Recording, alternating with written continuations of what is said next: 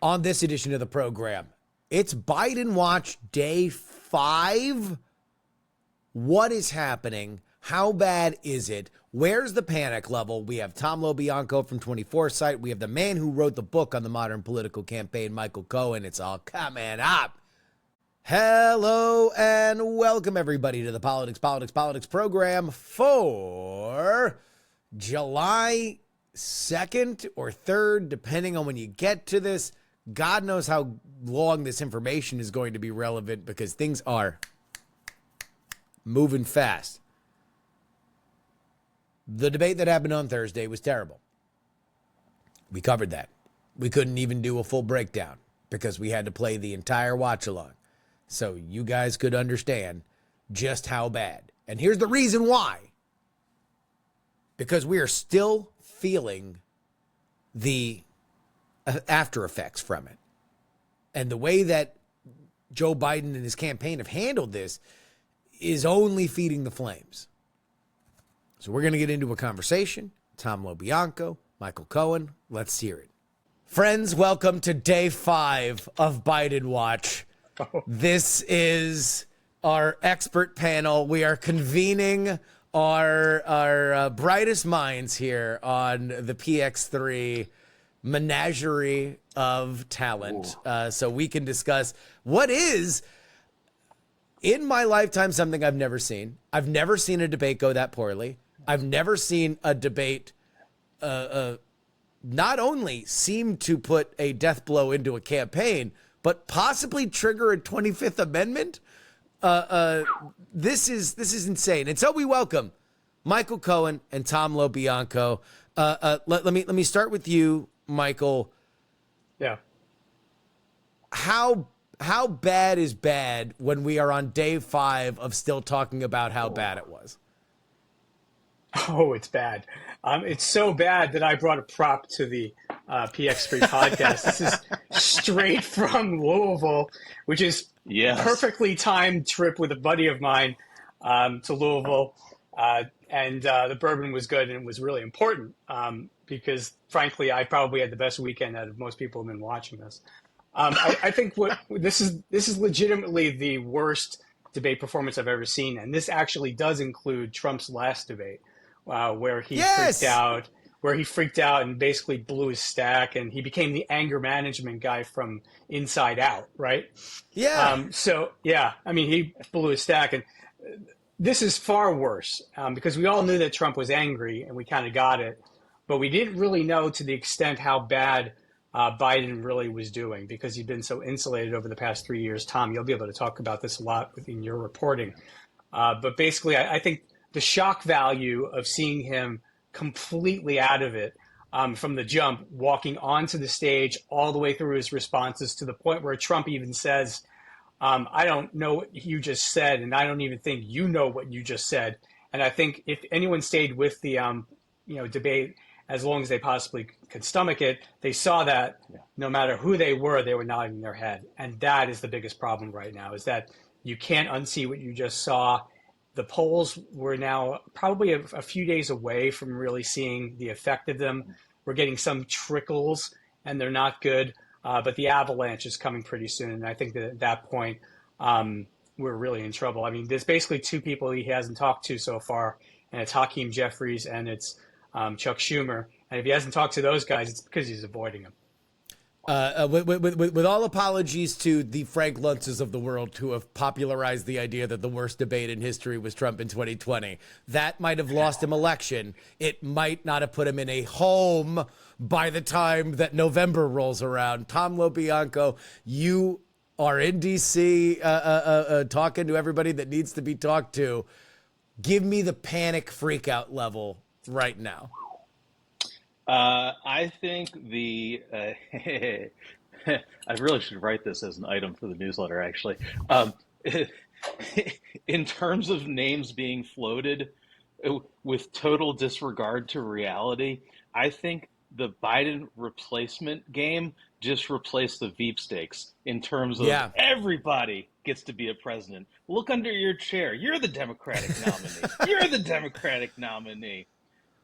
Have you served in office ever? Have you not served in office? Is your name Michelle Oprah Obama? You Mm-hmm. know, are you native born or not? I mean, I'm thinking about these Irish bookies, that throw this strange crap at us constantly, and they're Yes. like, "Oh yeah, it's definitely going to be Bill Cosby this time around. We up the Yeah. odds on that." I'm like, "Is what?" So that's how it feels right now. I mean, there's some real candidates out there, and I think the thou doth protest too much is always a great indicator because Oh, remember this the is this world that is we're great. This is so great. I love the parade of Democrats who are booking themselves on television so they can be asked if they're going to be the nominee and go, "What? Me? Never. Not Oh, me. Oh, president? not me, but I have some polling which might say that I have a chance. Oh, Oh, jeez. oh my That's God. nuts." Gretchen Whitmer. Oh, hey, by the way, you've lost Michigan, but I don't want the job. Wink, Yeah, wink. well, hold on, and Tom, please explain this to people that don't know it because they can hear it from me, but you are more plugged into this world.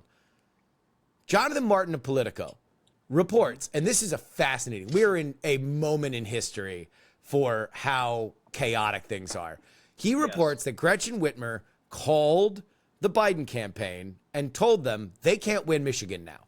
That in her estimation, they're done, they're toast. Jonathan Martin not only reports that, but says, I heard it from another person who is in this secret primary to replace Biden. Like, so not only is there a secret primary to replace Biden, not only do we know that Gretchen Whitmer is there, but the Biden campaign is so leaky and panicked, probably splintering because they want to go into one of these people's camps, that they backdoored Gretchen Whitmer so she would be the first one in the pool. The only winner in any of this is the permanent political industrial class.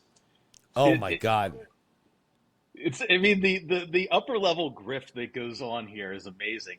And this is, what's so funny about this is like Biden and his team have been so locked down for so long that it literally took a zombified I beat Medicare moment to Yeah. blow the whole thing up. And it worked, which is remarkable. So now Biden 24 looks an awful lot like Donald Trump 2016, where you have just open warfare, open leaking, the various factions, who's right, who's wrong, who's tacking right now. In a lot of ways, politically, it reminded me of immediately after Access Hollywood, Yeah. when there was the effort to remove Trump because the political damage is so great. Now, in terms of so why this style? A couple things here. Number one, Republicans generally behave and campaign a lot differently than Democrats. So the Democrats still, at least in modern terms, I mean, it didn't always used to be that way. In modern terms, Democrats still maintain that veneer of kind of the like a Victorian style professionalism of it's like, oh, I would never do that. No, Yeah. oh no, I would never take the most powerful job in the world. That would be untoward. And Yeah. that's why we're in this moment. Gavin Newsom has the looks. I was talking with one of my old Hoosier Democrats about this yesterday. Newsom has the looks, but you can't run him in the middle of the country. I'm hearing some talk about maybe pairing up Whitmer with Raphael Warnock because you have this massive deficiency among black voters. There was that great piece in The Atlantic yesterday from Stephanie McCrummen talking about it's a working class black enclave. I think it's Albany, Georgia, where they are just so turned off by everything, but because of TikTok, frankly. I mean, because of this infiltration of TikTok into the media sphere. But it's all happening in real time. And then Bloomberg also reports that the Democrats are trying to move up the actual nomination so that try to forestall this. Which has already been in progress. This started with the Ohio Republicans, which happens every 4 years because that's early. Yes. But then before that got kicked off, you started seeing, I forget where it got placed, but somebody was like, there's a great nostalgia for how super fun that video roll call was in 2020. Wow, we all loved the video roll call. Remember the lobster roll guy? That's a classic meme we all remember. Anyway, they're thinking about bringing back this crowd-pleasing video roll call. And then you realize it's because they don't want a hot mic. Because before, they didn't want a hot mic because of the uncommitted delegates that were going to be there and scream something about Gaza. Yes. And now they want to move this up till tomorrow so they can just say enough with the open rebellion.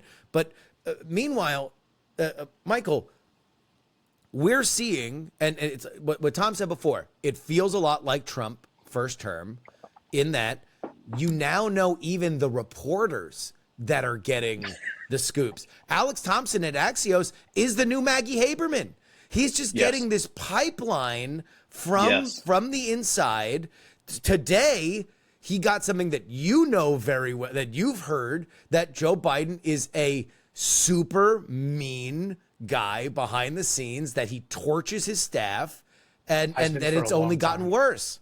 Yeah, he's been like that for a very long time. And honestly, I mean, the whole roll call, like, I don't know, mirage is the whole thing about succession. Like, you are not serious people if we're talking about that. This is not serious. I mean, the most serious thing that the Biden campaign really had, or actually Biden has before him right now, is that what happens if the polls come back and they're bad? Okay, what's the next steps? Let's play this through. Yeah. He decides he's going to step down. Let's set, for example, who's off the table for a little bit. Let's not talk about, like, you know, what Tom just talked about, because I think he did that really well.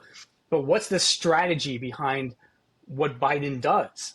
Biden, if he steps down from the nomination, can't reasonably say to people, I'm not running for president because I can't do it, but I'm going to be president until November. No.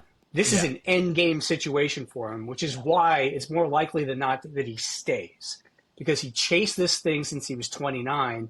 He's got it. And the last thing you're going to do is take the keys away from an old man who does not want to give up the keys to his Corvette. And he's going to stay in the White House the whole way through. And he doesn't care if he loses, because he's already lost elections before. But he's never resigned, and he's never backed down. And don't forget, he's going to get his Irish up the way he talks.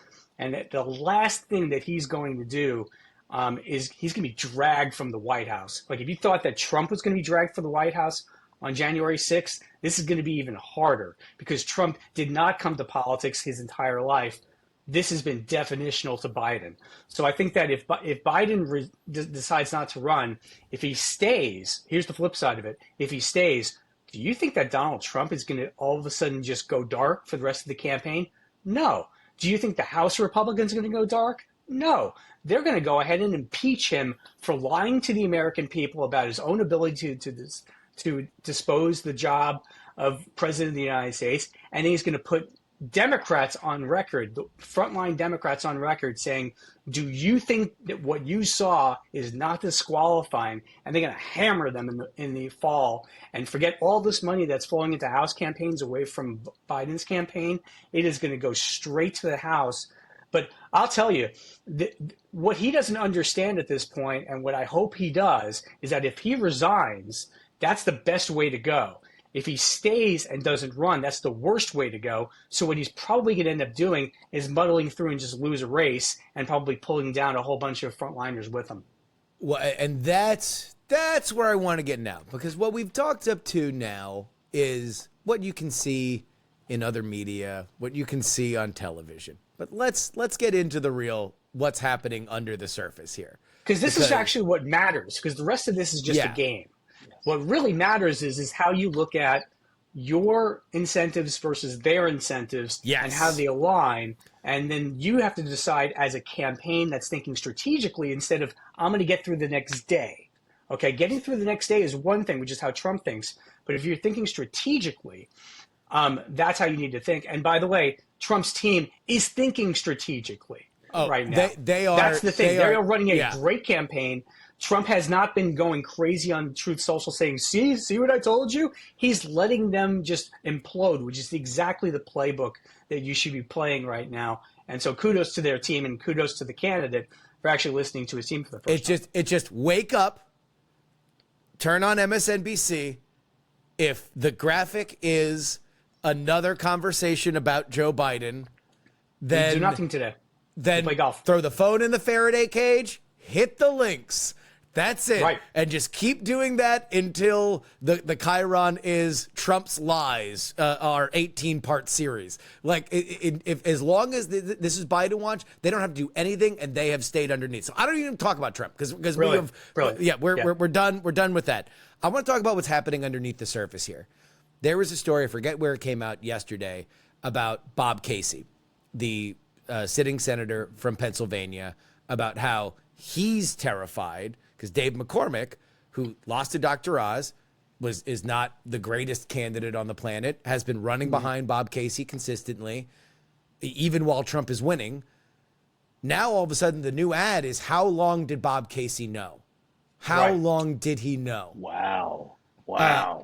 And that's the problem. He's terrified about that, and I think he should be. So Tom, let me ask you this. Yeah. How much of the pressure building here is about terrified senators and terrified House members who are looking at not just Joe Biden losing, whatever. It's a close race. We're a divided country. That's a coin flip on your best days. Right.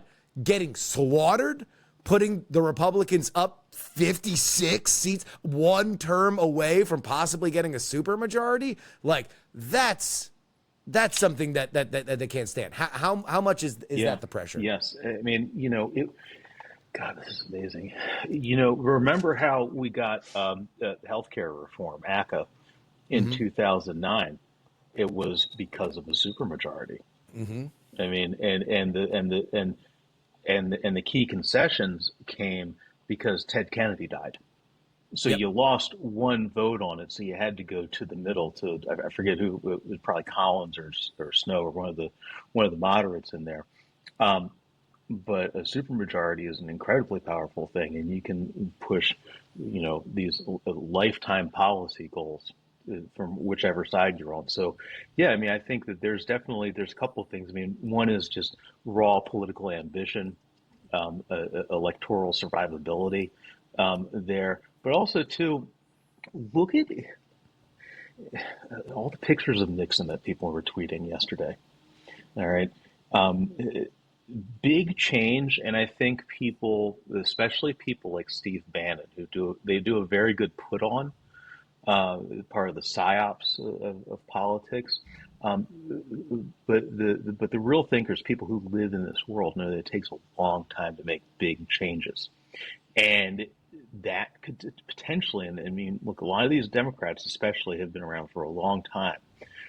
They know that's what could be in the pipeline here. So is it, I mean, obviously abortion, that's already happened. All right. And we're muddling through the fallout from that. But what's next? All right. What comes after that?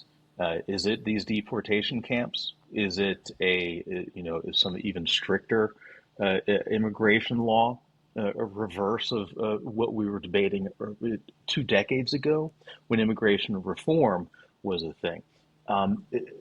It has profound consequences. And again, back to whenever, I always tell people the various newsrooms I've been in, and I'll pass along some intel as I'm writing up something, and I say it comes from Michael Cohen, and they're like, oh, really? What are you quoting Michael Cohen for? And I was like, no, it's the good Michael Cohen. The good one. This is awesome. And they're like, oh wow, okay, good. This is the book, not the other book, right? Yeah. Thank you for the product placement, please. Appreciate it. I know. Not the lunatic, Jesus. Yeah. For the past 5 years, I've been introducing myself as the guy without the ankle bracelet. Yeah. Yeah. I have to actually show the leg, Yeah, there we go. Trust me. Yeah. It's not true. No ankle bracelet on me. You're not running against Jerry Nadler? That's a great idea. Yeah, we should not talk about that. Justin, if it's okay, can we talk about like the incentives for the people Let's go. underneath Biden? Okay, yes.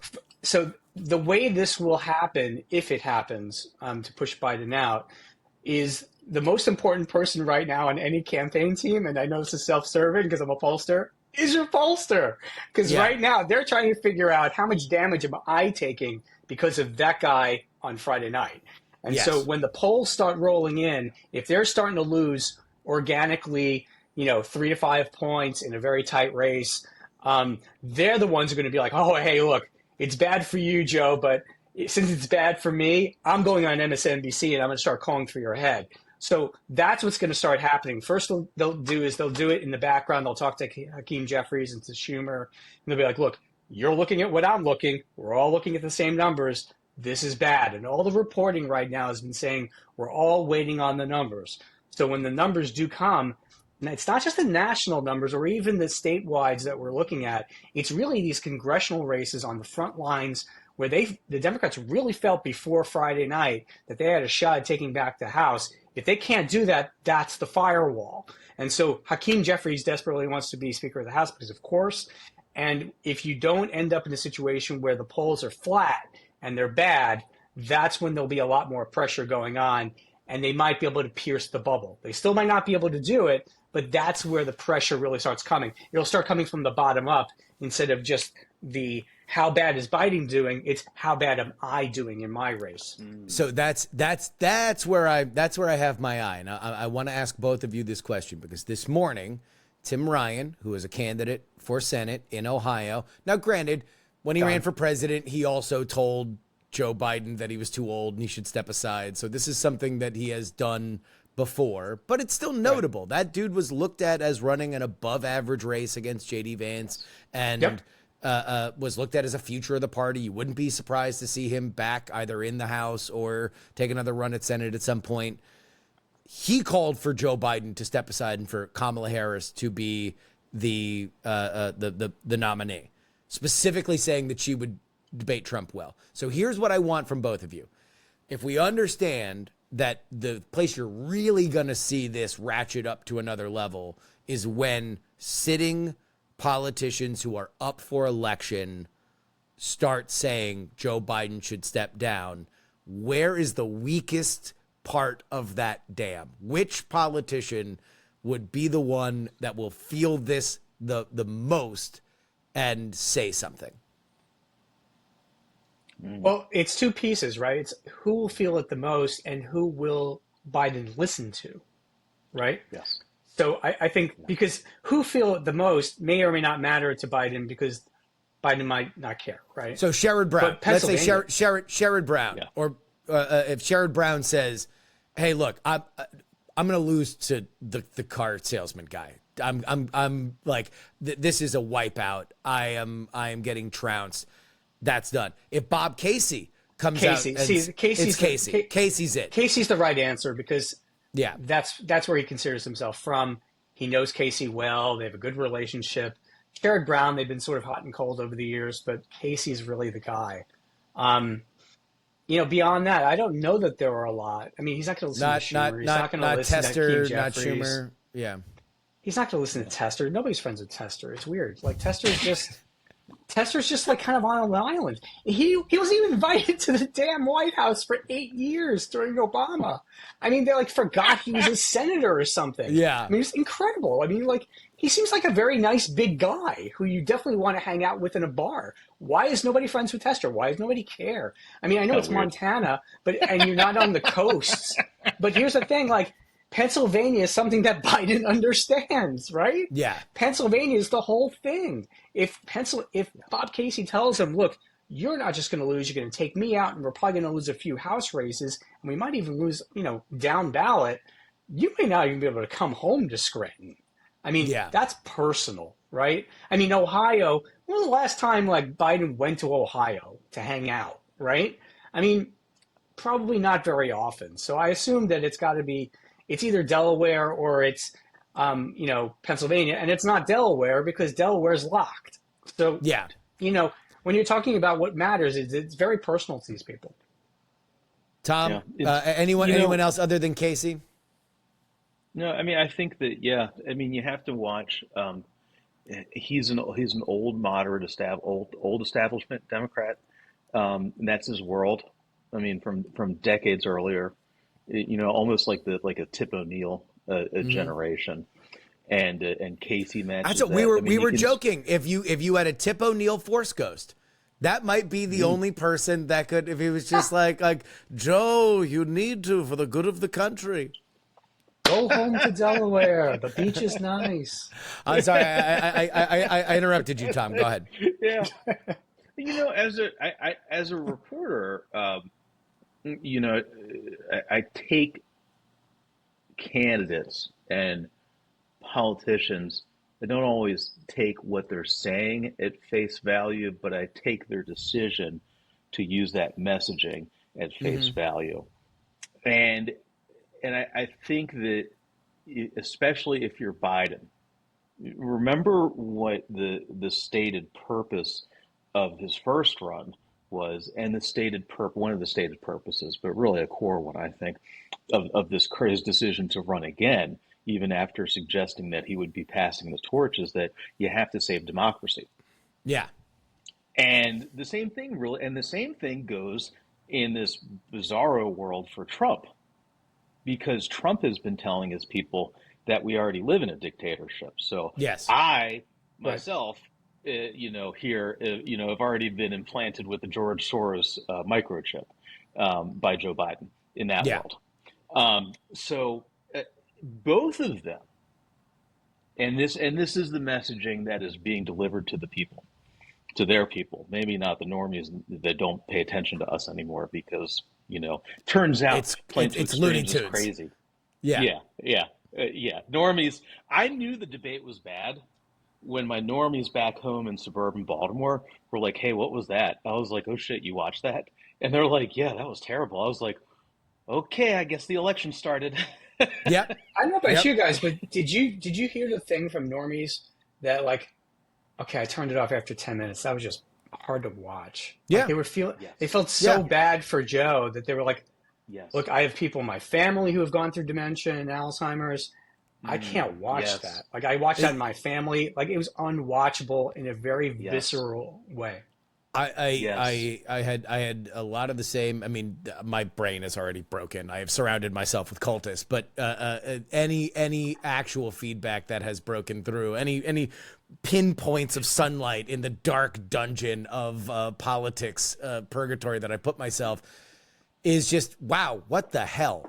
Why is this? Why are these our only choices? Which has kind of been the refrain of the exhausted middle for a year and a half, ever since we've watched this continue to move on, echoed only by some folks who are like, blue no matter who. Donald Trump is such a threat that he can't.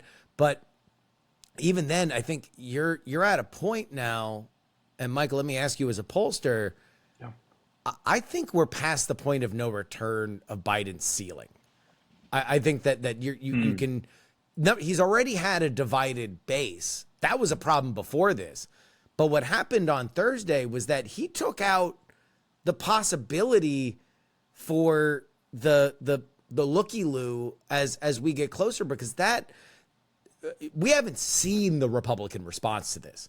We have seen Democratic infighting because of this. We've yet to see the ads. We've yet to see the messaging. We've yet to see the bumper stickers. This is going to be the story of the election. And if something else happens, it'll be a terrorist attack or a war.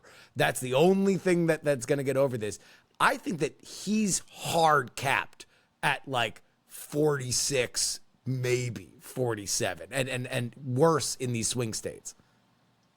Yeah, wasn't it charming a few weeks ago where we were talking about Gaza? Yeah. And that was kind of a problem. Yeah. I mean, Gaza was a problem for Joe. It was at least a 2 or 3% problem, right? This is a 10% problem. This is a 10% of your base is going to say, I'm out. I don't even want to go to, the real problem here is not people vote. Let's just level set for people who are sort of airdropping into the PX3 podcast, which is nice because we have Thank you. me, and Tom today. So we have actually 3 people on the PX3, which is nice. So I can be politics, you can be politics, you can be politics, right? And I'll be politics. Thank you. But I think what it comes down to is this, is that there is nowhere for him to grow, which is what he had hoped. Like the whole theory Yes. of having an early debate was to reset the race so that you could then get yourself from like maybe 45 to 48. Well, you'd be lucky if you can catch 45 at this point. So, when you see the polling coming out, I mean, it's not going to be great. And if he can inch back to 45, fine. But what does that really do for Joe? Nothing. He can't win. He can't even win at 50%, right? He's got to win at like 52% or 50, at least 51 or 52%, right? Or even a 5-person race, he's got to win at 49 and probably beat Trump by 2 or 3. So he is effectively so far behind right now that no speech that he can give off a teleprompter can get him back to 0. And so, someone needs to like talk to him and say, Joe, this is the reality of the situation here. We can start talking about Kamala Harris and other people, but if your solution is Kamala Harris, then you've had a bad day, right? I mean, all right. And, if your solution is Kamala Harris and Kamala Harris is somehow a better candidate, you've had a bad day. Now, if you step off the stage completely, right, to shield yourself from the avalanche that's going to come, like what you're talking about, Justin, you then end up in a situation where maybe Kamala has a couple of months of being president, but then the question of Kamala Harris is, what did you know? What were you hiding? When did you know it? What were you hiding? How can you tell me you didn't see this? It won't be about her being president. It won't be about her ability to be president. It will be always a backward-looking kind of thing. So if you take Biden off and you take Harris off, you then lose the $100 million they have in the bank. So then you have to literally start again from 0. There is no good scenario here for anyone involved on the Democratic side, and all the scenarios are great for Trump. Because if, let's say you switch and you go to Kamala Harris, what's Trump going to say? This whole thing is rigged. You saw what was going on. They're going to have to redo all the ballots. They ran an ad. They ran an ad after the debate saying that Joe Biden, no matter what happened, Joe Biden is not fit for it. And who's waiting in the wings, and it has Biden-Harris, and then the Harris bumps the Biden off, and then it's her laughing. It's a twofer. They get her laughing, and they also get the idea that you then have to redo all the ballots, right? There was some problems with Biden getting on to ballot access in Ohio. So now you're looking at, oh my God. So if he's gone, can you really vote for Harris? Because, do you then have to redo all the ballots in 50 states? This becomes a 50-state lawsuit. This goes to the Supreme Court. This is a mess. This is not just, this is why I think Biden stays, because you play it out and it's actually impossible for him to get out of this. This is your update, brought to you by TakePoliticsSeriously.com. It's where you support the show. Now is a really good time to get bonus content. I'm telling you, it's a good time to get bonus content. A lot of you have already jumped on it right now. I'm telling you, this is the time. TakePoliticsSeriously.com. More on what you get. Let's get to the news. The Supreme Court ruled that former President Donald Trump is entitled to substantial immunity from prosecution on charges of attempting to overturn the last election. The 6-3 decision, split on partisan lines, significantly expand presidential power and complicates the case against Donald Trump by Jack Smith, making that case unlikely to reach a jury before the election. Chief Justice John Roberts, writing for the majority, asserted that presidents should be protected from legal actions from their official duties that prevent political retribution. Liberal justices, in a strong dissent, argued that the ruling effectively places the president above the law. I am not the legal scholar here. I'm sure we're going to have a conversation on the We're Not Wrong podcast with Andrew Heaton, son of a judge. He is also, by the way, unsolicited plug, doing another edition of Judge Week, which is his version of Shark Week, but for jurisprudence. I'm sure he's going to have a lot of very, very well-informed conversation. Let me just get a few things out there, because that's kind of the copy that you're going to hear from everybody. Here's what I think about it. Number one, there's obviously a politically charged nature to this because there is a federal case against, right now, the unquestioned frontrunner for the presidency. And so that is going to be the lens in which the vast majority of people are going to look at it. I do think that it is further reaching. I think that there was a wide gap in terms of the decision that was written and the supporting documents for that, specifically by Amy Coney Barrett and by Clarence Thomas, who is very Clarence Thomas. Clarence Thomas said, yeah, not only does the president get immunity for official acts, but I think that special counsels are unconstitutional. It's like, okay.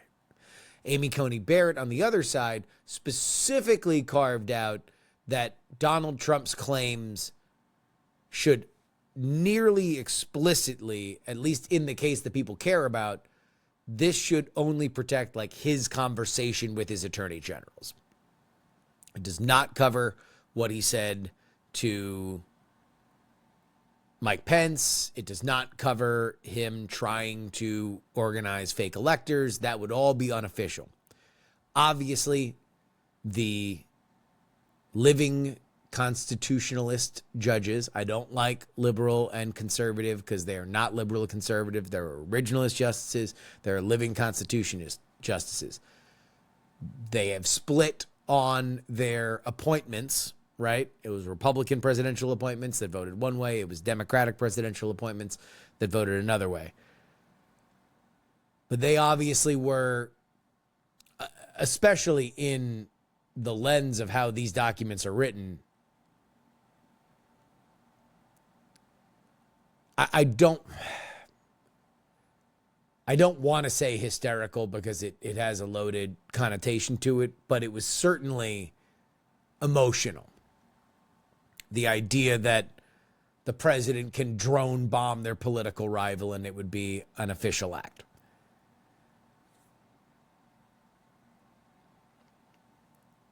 I hope that this creates a conversation about presidential power. I personally believe that the legacy of this ruling will be less whether or not we now have a king and not a president, and more a good thing going forward that we now have an official line in the sand that says either this is official or unofficial, and that unofficial things can be prosecuted. Because previously to this, it was kind of assumed through the courts that there already was this blanket broad immunity. Let's remember that the most disgraced president to this moment is Richard Nixon, and he was somebody that not only resigned out of shame, but then was also granted immunity by his vice president. So unless we're taking away a lot of those elements, the ability for the president to grant immunity or a new president to grant immunity, I don't know. I was not as shocked by this one as some others, but that's the news. Donald Trump's sentencing in his Manhattan criminal trial is likely to be delayed while Trump argues that his conviction should be tossed out in the light of Monday's Supreme Court decision.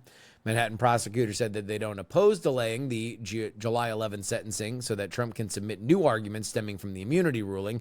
In a letter Tuesday, prosecutors told Judge Juan Merchan that they believe Trump's argument will be without merit, but they nonetheless consent to Trump's request to submit court filings. I think that they are right.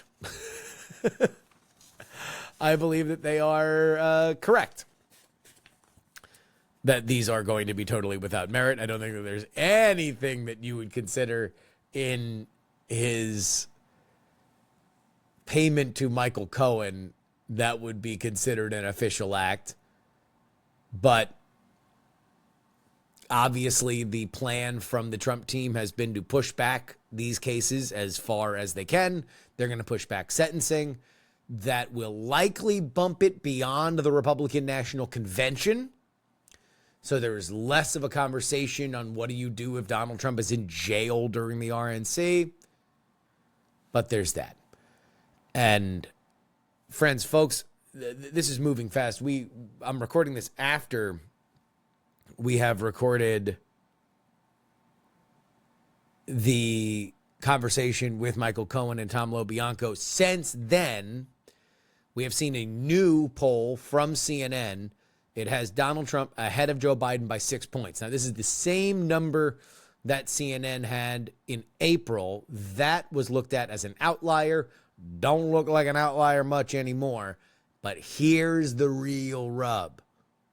Joe Biden runs behind Gretchen Whitmer, Gavin Newsom, Pete Buttigieg, and most notably, Kamala Harris in that poll. Biden behind 6, Kamala behind 2. It's going to stir a lot of conversation. Nancy Pelosi was just on MSNBC saying that it is fair to ask whether or not what happened last Thursday was an episode or a condition. Nancy Pelosi. Oh boy. TakePoliticsSeriously.com is where you need to go. You're going to get a bonus episode on Thursday no matter what, and there's going to be a lot of news to cover between now when I am recording this on Tuesday afternoon, and then if anything gigantic happens, obviously we will bring it to you in an emergency episode, but the next time that you're going to hear from me substantially is Thursday. That's at the $3 level. If you'd pay me, if you'd buy me a cup of coffee so you could hear me talk politics to you 2 more times a week, well, guys, that's the way to do it. And now, boy, are you getting your bang for your buck. Head on over there right now. That is TakePoliticsSeriously.com. All right, back to our conversation with Tom LoBianco and Michael Cohen. I just want to reset for the future. So you laid out the Kamala Harris thing. Let me give the rosier side of that. That I am of the belief it's Kamala or nobody. All this other stuff about other people. Look, it's great for them. They can get their name in it. I'm sure that Gavin has passed out for having an erection longer than 5 hours, and he's consulted a physician. But this is not. This is not. Gavin, hand check. This is not totally Guilfoyle. Exactly. Oh. Is she even alive? I'll tell you what. No. That's old news. Gavin's. I'm gonna say it. Yeah, Gavin has a newbie on the roster. Yeah. Gavin's campaign manager. Lock up your wife because the last one it didn't end well for him.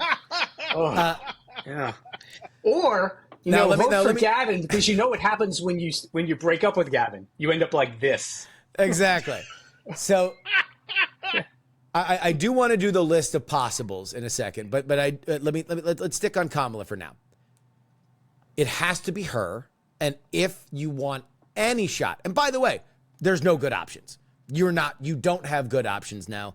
It is my opinion that if you took out Biden, this is a recognition that this election is lost, and what you're trying to do is rebuild the party, and the party will best be rebuilt by signaling to its voters that when we were faced with something, we did not put our head in the sand. We didn't do what the Republicans did when Trump grabbed them. We didn't ignore reality. We didn't ignore it.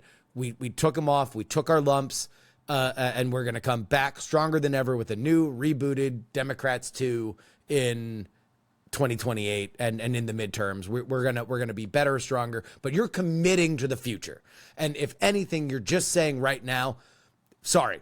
You want to know what? We blew it. And that's that. If you want to do that, the only way that you can to have a strong showing in 24, something you're going to lose, is Joe resigns, and you hope that all of that, what did you know and when did you know it, gets buried under the blaring hype machine of the first woman president. That will be the number one thing. First woman, women and girls pictures. It's going to be everybody crying and they're wearing purple, and it's a huge thing. She's out meeting world leaders. This is its own coronation. Now you run into this you lose, but hey, you've set yourself up for going forward. Anything else opens up what both parties have buried underneath the family home decades ago, which is the contested convention. And anybody who believes that reopening that box brings anything but pain has not read enough about American political history. There's a reason why they both got rid of it, because it's easier and better to do that fighting in the winter and then let the spring come, thaw everything out, let all the people who fought each other and called each other nasty names, let them all make friends. You have a long, hot summer. You do a convention. Everybody holds hands, sings Kumbaya. You run right into this. If you think putting that level of hell this close to the convention is something in this polarized environment is good, you're smoking crack. Although apparently the guy who was smoking crack is advising the president, according to the New York Times. So maybe that's in fashion now. Which one? Hunter. Well, Hunter was the loudest voice. The loudest confirmed voice. crackhead. The confirmed the one who filmed it on his eyesight camera. And that was the more polite thing he did with that. I'm gonna let me use this here as a promo for 24-site news. Hey, folks, if you're listening, number 24sight.news, please come sign up by a paying subscription. Great. I watched that debate, and the first thing I thought was, oh shit, I gotta book Chicago sooner rather than later. Because those Airbnb prices are shooting through the roof. All right. So we need another $2,000 to make it to Chicago. We're booked for Milwaukee. That's going to be fun. I love Milwaukee. That's coming up in 2 weeks. We need to make it to Warren Rojas and I need to make it to Chicago because this is going to be a repeat of 1968, guaranteed, one way or another. You can't put a lid back on that one. Think back to 2020. How did Biden become the nominee? A Stop Bernie campaign. Yeah. Oh. Yeah. Tim Clyburn. That plus Tim Clyburn, plus South the Carolina. Establishment.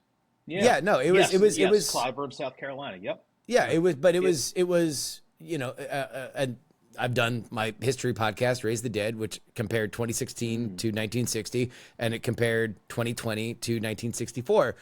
In both of those campaigns, there was a stop, and this often happens, a stop candidate movement. That there are people within the party that are like, anyone but him, will find somebody, will try to stop it. It almost always fails spectacularly because the egos can't get on board and nobody can push it the same direction. It happened in 2020. Bernie had at least a path to a contested convention, and it was only because everybody in the in the establishment lane they all dropped out in the same day, and Elizabeth Warren didn't. That Super Tuesday went the way that she split the vote. It went. Right. It was never a 1v1. Yeah. And then meanwhile, all these Warren staffers end up in the Biden White House by magical accident. Shocker. Yeah. And Justin, to your point, I mean, the reason why we're looking at 1968 is because it blew up. And you know, it was already ready. This year has already been ready to blow up because of Gaza. And now you have this other, maybe a normie blow up. Because they're just like, you can't. I mean, you just can't put this guy up. And so you now have the far left and you have the center looking forward to going to Chicago to go blurt out everything that they believe. Because even though, let's say Biden gets to the convention relatively unscathed, nobody says anything of consequence out in the open, that convention, those delegates don't give a shit. And they're going to say whatever they want to say. And everybody like Tom with a microphone is going to be trying to find the craziest person or the angriest normie to say, this can't happen. We're going to try and shut this down here.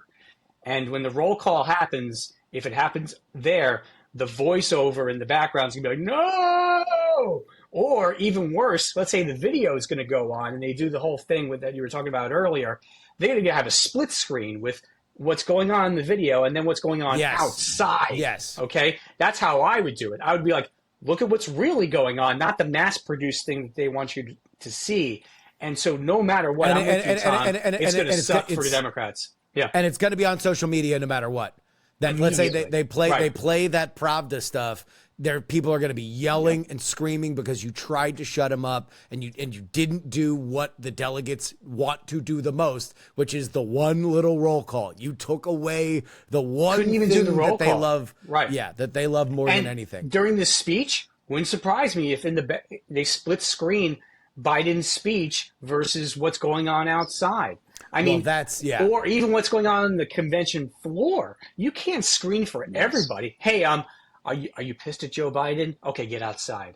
No, they're very effective at finding a way through security. They may not have a sign, but they'll be saying things. I mean, there's no way to stop what's going to happen in the background when they're trying to produce this. And I'm sorry, if the entire thing is produced and there's no convention, that won't stand either. So he's walking into a disaster in Chicago, Tom, and good luck covering it because you're going to have a lot to do. Biden, and this is, I think a lot about this, especially with the House January 6th committee and a lot of the way the Democrats handle things in the 22 midterms. You listen to Jamie Raskin. I've known Jamie since he was a Maryland state senator, like when I was covering Annapolis. And I'll tell you, that guy, I always appreciate the politicians who are consistent. That guy he's a former constitutional law professor. It shines when he's on stage. This guy gave up running for the Maryland Senate, for an open Senate seat in Maryland, so he could be the ranking member on the House Investigations Committee, so on oversight. Okay, and Raskin and Cheney have always had a very clear-eyed view of this is the threat to democracy. January 6th, an attempted coup, the January 6th insurrection was an attempt on the bedrock of the country, the bedrock. I mean, we're here filming this the July 4th week, okay, 248 years later. All right. But you have the other Democrats who are like, maybe we'll play games with this. Maybe we'll go get a Mastriano and then we'll pick up a seat, which worked. I mean, you ran Mastriano in Pennsylvania and you got a stroke victim in the Senate. All right. Yeah. Which, I mean, I'm being flip here, but this is pretty serious stuff. If you're Biden, and I think Biden understands the stakes, I think you have to be realistic about it. If you're Biden he just came out yesterday after the Supreme Court ruling and said that we are facing, basically in his campaign said we are facing a dictatorship if the Democrats lose. And you know what? There's some indication given by Trump himself that he would like to do that, and he certainly, I would say the Axios distillation of this, which is a very good distillation of the people tacking in terms of getting ready for a quote imperial presidency. So the euphemism you put on that is it's an imperial presidency. If you're Biden and you believe that, and I'm sure that he does, well, maybe it just got bigger than him. Maybe the Supreme Court just made this immensely bigger than him and his ability to go out there and talk for 10 or 15 minutes off a teleprompter and put on some bronzer. Okay. So the stakes, as they say, the stakes got a lot bigger. Well, then let's talk about that, because I think I'm about here. I don't know if I'm absolutely here, but I do think that I'm getting close to the official designation that this is the worst run campaign that I have seen in my lifetime. And I'm going to account for that by way of unforced errors. Because this is something that's gotten lost in the blast radius of what happened on Thursday. They asked for it. Not only did they get baited into this by Trump, Trump was out there doing things with empty podiums saying anytime, anywhere, any place. They thought they were going to put it in a zone so toxic Trump wouldn't do it, and they would have him back down. Guess what? Trump accepted it within 5 seconds. So then they go and do it. They pick the time, the date, the place, the moderators, all of the things that they think are going to be favorable to them. And what comes out is the question of the 25th Amendment for their candidate. I don't know what their forward-focused message is. You can believe that this is a that democracy is on the ballot, and this is about a dictatorship coming in. But guess what? You got to win the hearts and minds of American voters. And I have not heard anything that has been about what Joe Biden is going to do on day one, how he is going to move forward with his record now and take it beyond that. And I think that he has record problems. I think that he hasn't been able to explain what he's done. I don't think that he has much of a plan that he's been able to articulate. And now he doesn't seem like he is here. So we find ourselves in a situation where he's talking about the answers to what's happened on Thursday is my opponent has the morals of an alley cat, and he's Donald Herbert Hoover Trump. These are the things that literally came out of the campaign when they are in their hour of need. Not here's a new policy position. You have this thing with the Supreme Court. I'm going to pack the court. I'm going to end the filibuster. We're going to take X, Y, or Z. I'm going to try and unite the people that I can unite and move forward. There's nothing. I don't know what their plan is. I can't see their strategy, and I have no idea what they think they're doing. Well, and their messaging is totally off. I mean, campaigns are. I'm sorry. Go ahead, Tom. Oh, go ahead. Yeah, well, they did propose a policy. He did propose a policy, and it's not in a white paper. Please read the executive summary concept of it.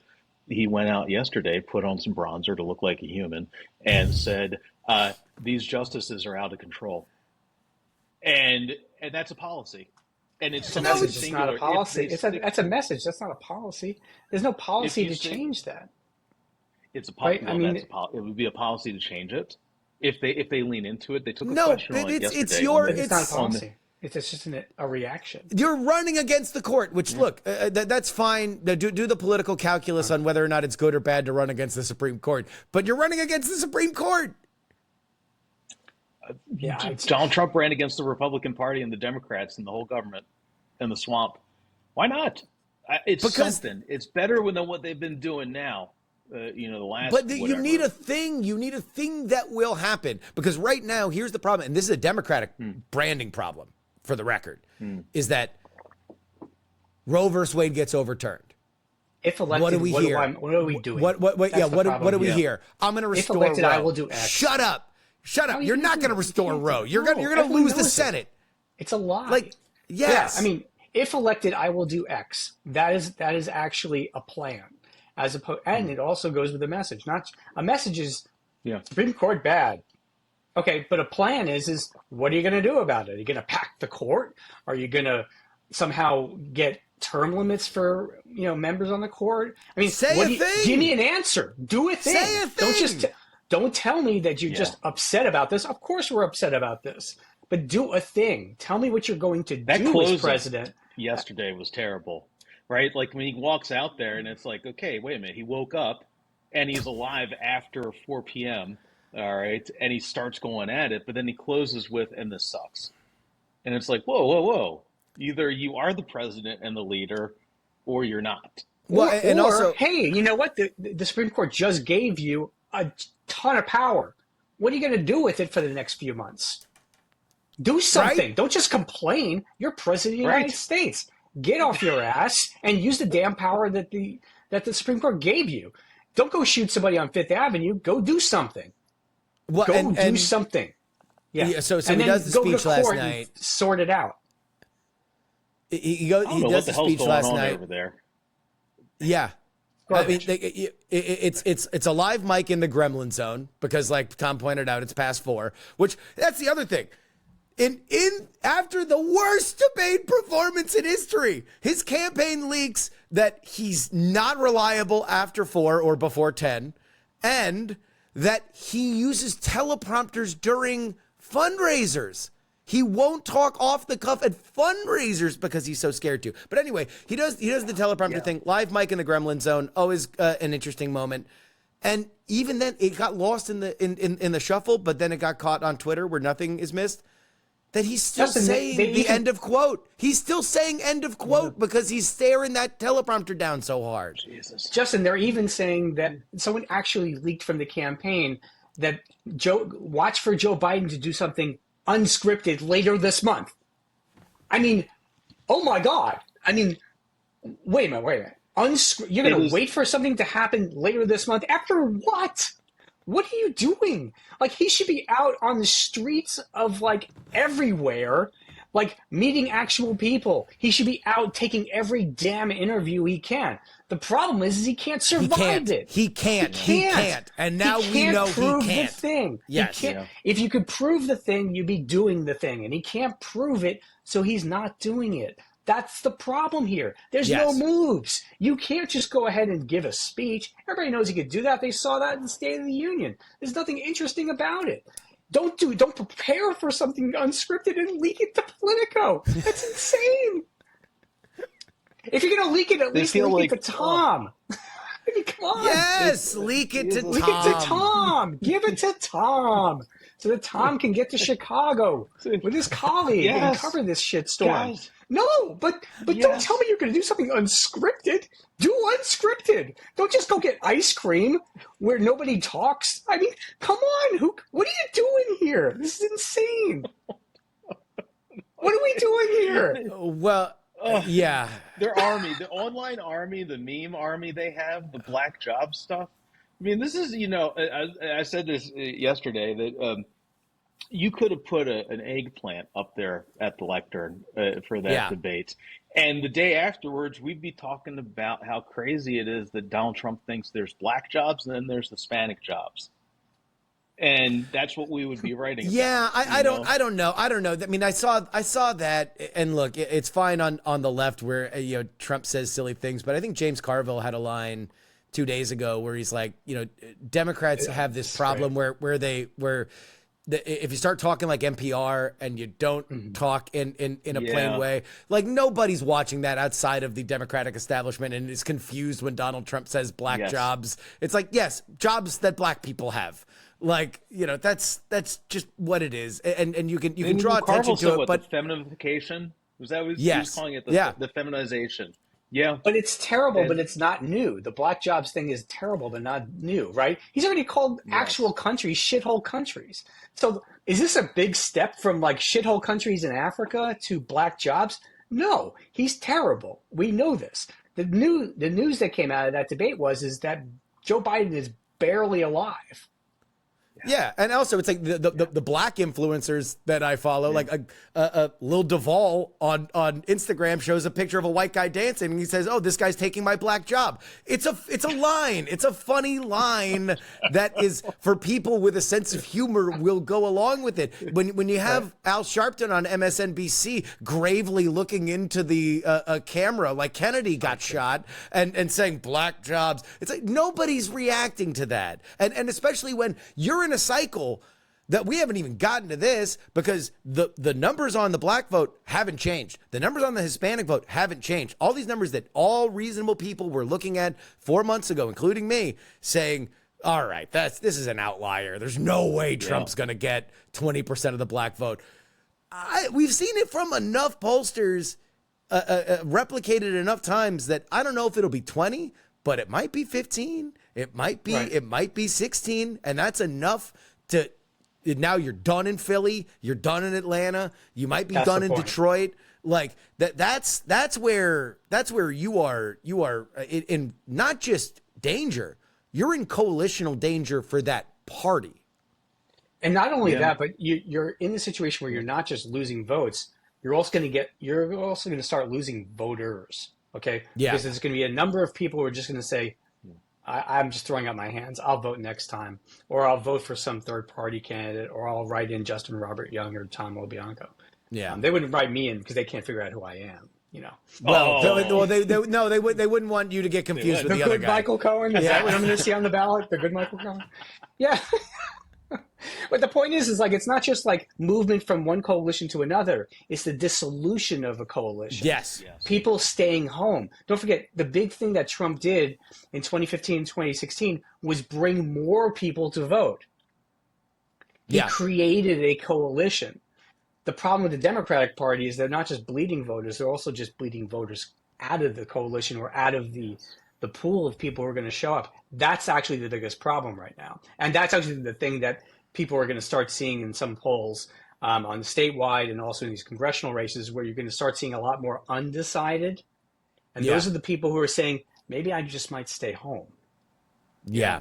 The Democrats, when I was covering the Indiana, the governor's race that in 2012, you get all these early warning signs of the fundamental realignment of American politics.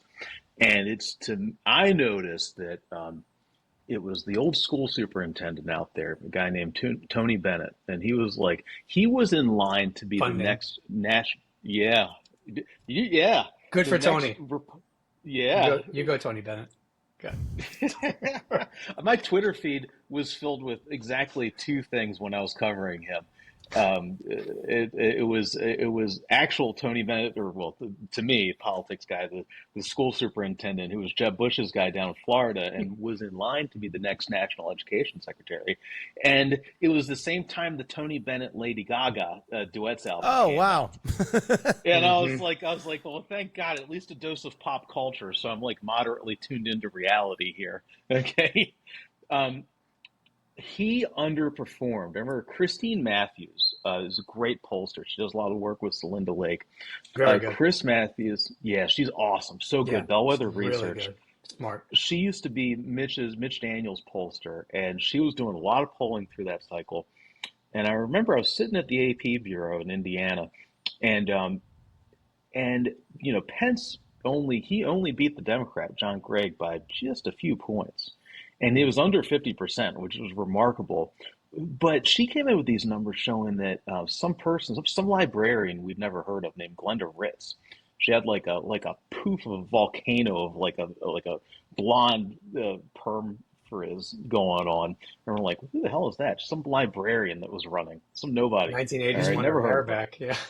Yeah, beating him by like 7 points, and she beat him, upended everything. She outperformed the Democrats, and he underperformed the top of the Republican ticket. It was a 6-point victory. It was stunning. And when you look at the coalition that made that happen, we always think about things in terms of ideological and cultural divides. This tilted the political axis 90 degrees, and it was a classist divide. Yeah. Because the groups that worked with her and the way they campaigned against Tony Bennett was they fought against elitist, Common Core, and you had literally a coalition of the teachers' unions, Tea Partiers that hated Common Core, and suburban mothers that didn't want people touching their public schools, in the nice public schools. So like Virginia, circa Youngkin. Yep. Yeah. Yes. Yes. And that was 12 years ago. And the Democrats have done everything they can to avoid this realignment. Yeah. In 16, they put down Bernie. Yep. In 20, they put down Bernie. They don't foster this inside their own movement. Meanwhile, you have Trump, who's planning a convention where he's going to say no taxes on tips. Yep. And he's going to bring up a whole bunch of servers from the casinos in Las Vegas. Absolutely. Yep. And Nevada. Yep. And and it's simple, it's easy, whether or not it's a real thing and it actually helped workers, who cares? It's messaging. All right. And it's a plan, Tom. A policy. Policy. It's if you elect me, I will do this. Not just, I feel really bad for these people who don't make a lot of money. It's, I have a solution for you. It's And by the way, right. I need my K Street representative to classify Patreon payouts as tips, just so everybody knows. I am now willing to lobby that Patreon payouts are tips. We all know that. I am now a political podcast. Okay. One last thing here. I said we were going to be done with Trump. We're not. This is one question for Nobody's you, done with Cohen. Trump. We're never done with Trump. Well, spoiler alert, we're going to have a lot more Trump over the next 5 years. It was 10 years of them. Michael Cohen, if you are inside the now dormant Trump machine, because everybody's taken vacation, a July 4th holiday. 1, 2, 3, Susie Wiles. Yeah, exactly. Yeah. Susie Wiles might be getting the drink plan on a Carnival cruise right now. We have no idea. Absolutely. If you were to spend money on one state right now, if you are the Trump team, where are you spending money? Pennsylvania. Put it away. Yeah. Pennsylvania That's right it. away. Put it away.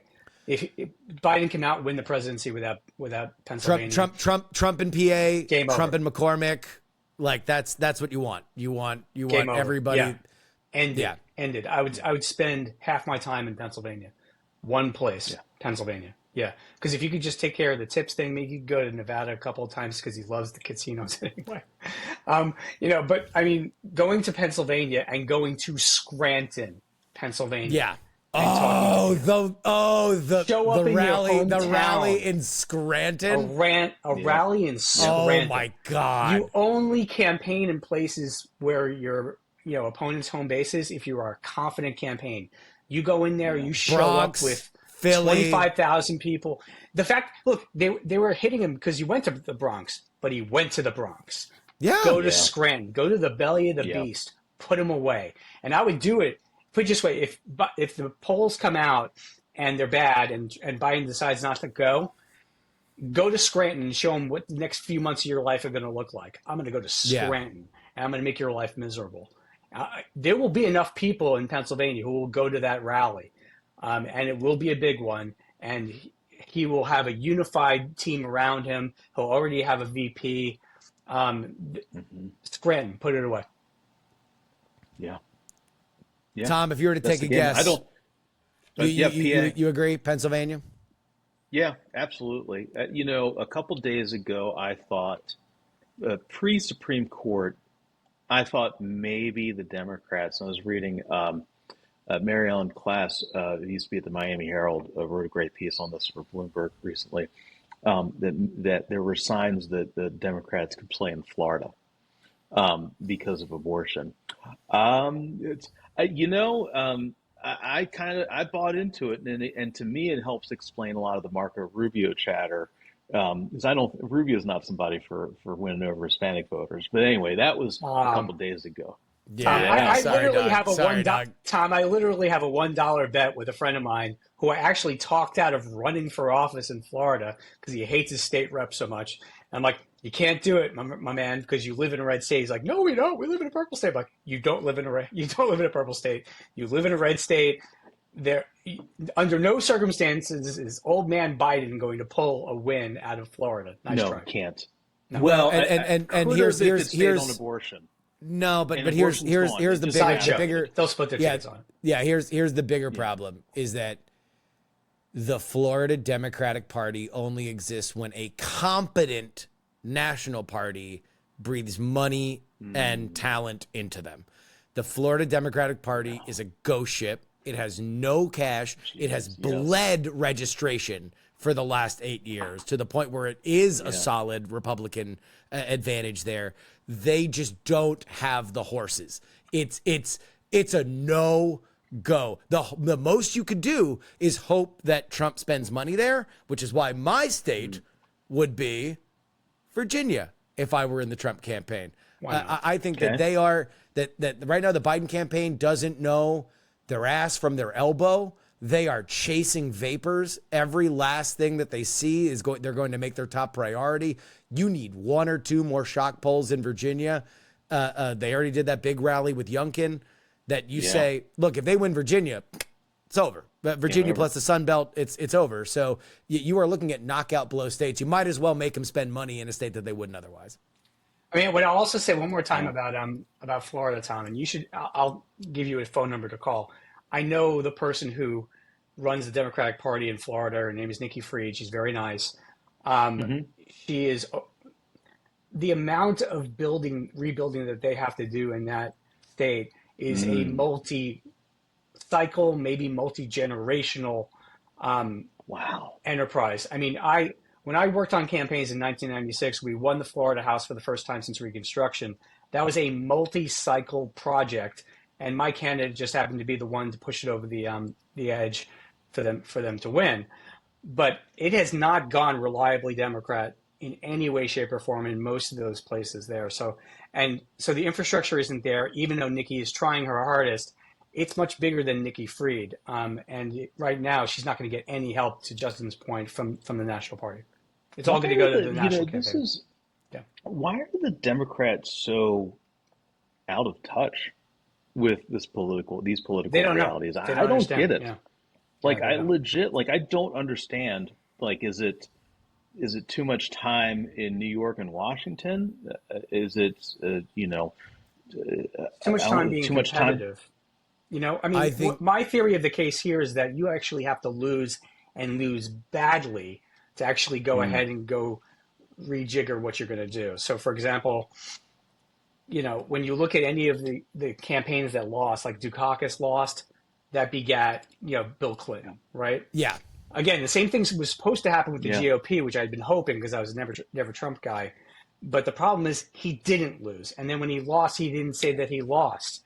Right now, the Democrats may have to go through a bad loss before they come back with a bigger win.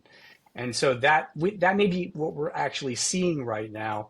And to your point, Justin, realignments usually happen with one party at one time, not two parties at the same time. The realignment on the party that GOP is going through has been going on since the Buchanan days and has now landed where it is right now.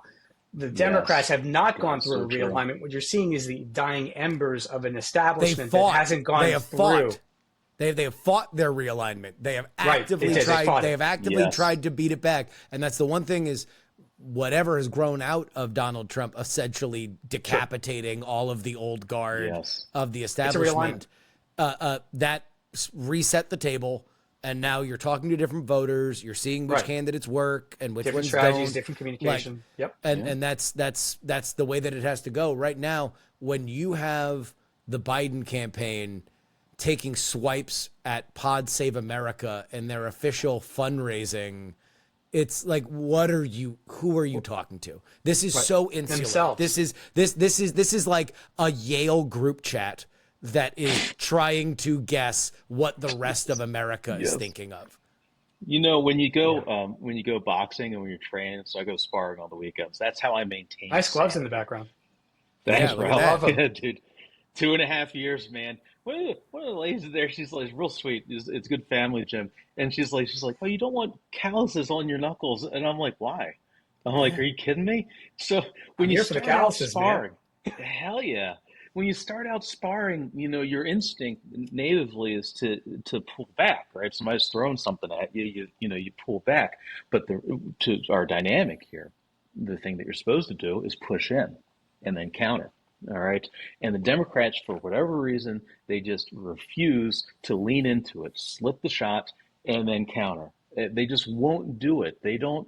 You saw, oh, Jesus. They will after they lose, Tom. They will after they lose. Yeah. Because there's going to be chaos. It's going to be Mad Max. It's going to be Mad Max, and everybody, all the warlords are going to come out and they're going to marshal their army. And then whoever settles, at least you'll know there's a reason why in open fight they won. And now you have to march forward whether or not you like it. But there's no learning from winning. You only learn after you lose, because then you have somebody's attention. Again, this happens in sports and it happens in politics. Teams will tune you out. Let's say, a team goes on a run, they win 20 games in a row. They don't even listen to the coach anymore. They lose badly at home in a game that they should win. All of a sudden, the coach is there to talk it over, and then all of their team meetings. That's what's going to happen here. After the election, it'll be, okay, we can't do that again. What are we going to do next? What does the Democratic Party look like next time? And that's why, if you're smart, Gretchen Whitmer, stay the hell away from this election. You do not want to be in the midst of the scrum. You want to be the person who's the solution to what the loss was. And that's the move. Even Gavin, who nobody likes, this is the point. You stay away from the shitstorm, and you come in on the white horse afterwards. You do not jump in now. Let Harris, who nobody has confidence in, take the hit, or let Joe, who's washed, take the hit. This is not your problem. Your opportunity comes next, and that's how you get right with the voters. This is where Larry Hogan came from.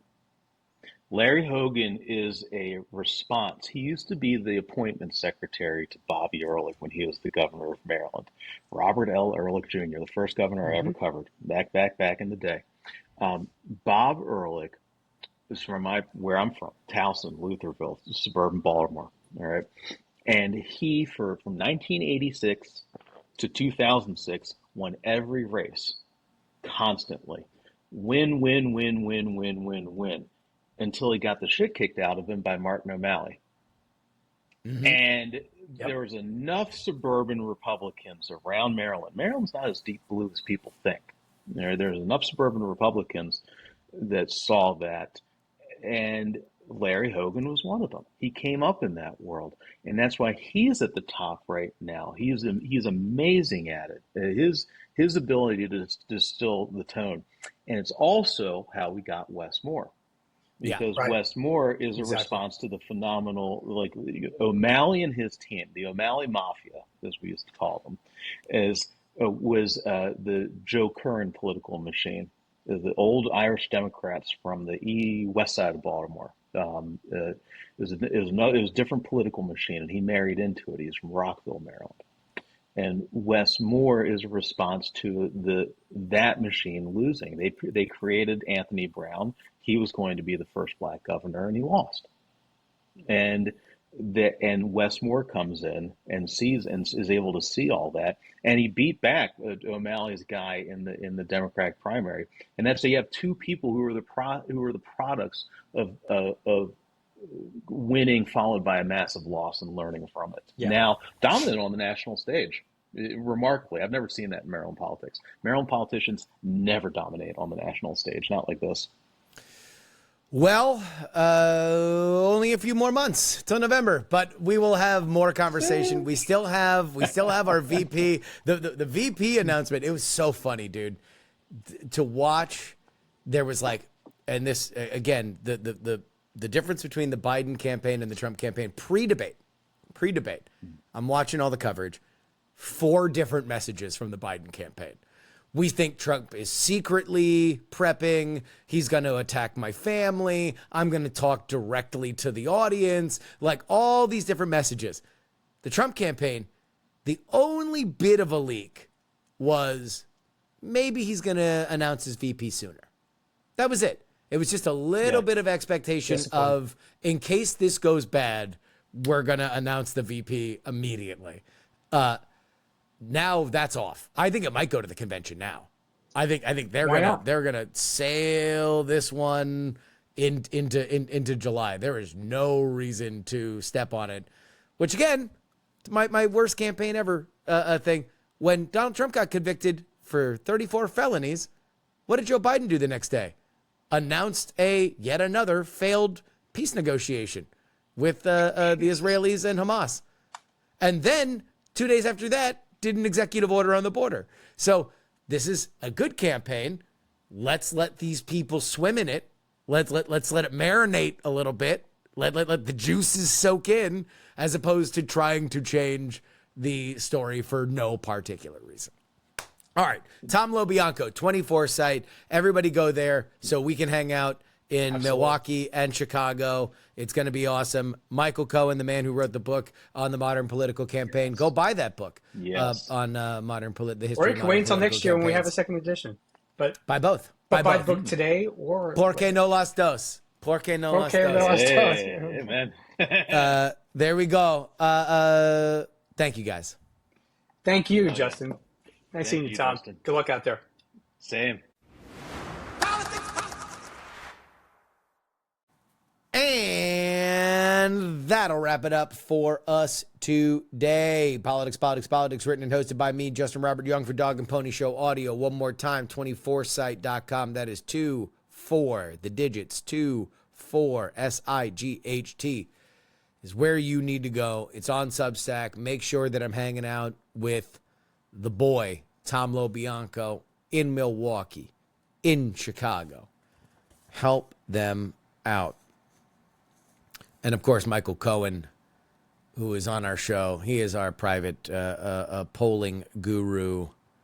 And I got to say, we have a group chat between the three of us.